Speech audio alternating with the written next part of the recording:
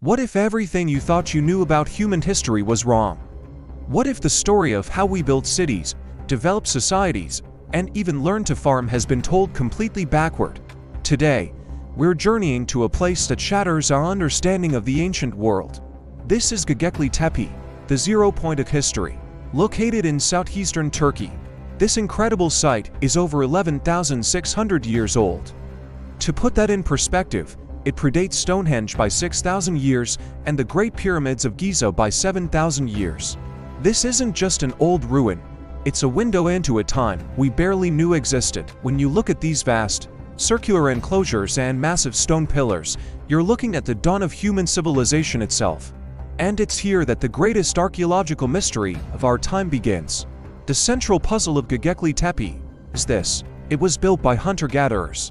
For decades, the established theory was that agriculture came first. Humans settled down, grew crops, created a surplus of food, and only then did they have the time and resources to build complex structures and develop religion.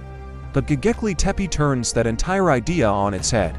These were nomadic people, moving with the seasons and the herds. How could a society without permanent homes, without metal tools, without even pottery, create something on this monumental scale? Let's talk about the complexity here. The site is a collection of at least 20 circular structures, some measuring up to 30 meters across. At their center stand pairs of enormous T-shaped pillars, some reaching over 5 meters high and weighing up to 10 tons. Imagine quarrying, transporting, and erecting these colossal stones using nothing but flint tools and sheer human power. It's a feat of engineering that would be challenging even today. And then there are the carvings. The pillars are covered in intricate reliefs of animals: foxes, snakes, wild boars, gazelles, and cranes. These aren't just simple drawings, they are highly stylized, powerful representations. You see predators and prey, creatures of the land and the sky, all converging on these sacred stones. The level of artistry is breathtaking, suggesting a rich and complex symbolic world. This leads us to the biggest questions of all. Who were these people? How did they organize the labor for such a massive project without a settled, hierarchical society? And the most profound question: why? Why did they invest so much effort into building this place? What was its purpose? The answer, archaeologists now believe, changes everything. This wasn't a city or a settlement. Gobekli Tepe was a temple. It was a sacred gathering place, a pilgrimage site for scattered hunter-gatherer groups from across the region. And this is where history gets rewritten. The old theory went like this: agriculture led to settlement, which led to civilization, which then allowed for organized religion. But Gobekli Tepe suggests the complete opposite. It seems religion came first. The need to build a sacred space, a place to come together for rituals and ceremonies, is what drove people to innovate. This shared belief system was the catalyst. Imagine it: groups of people, perhaps hundreds of them, traveling from miles away to meet here.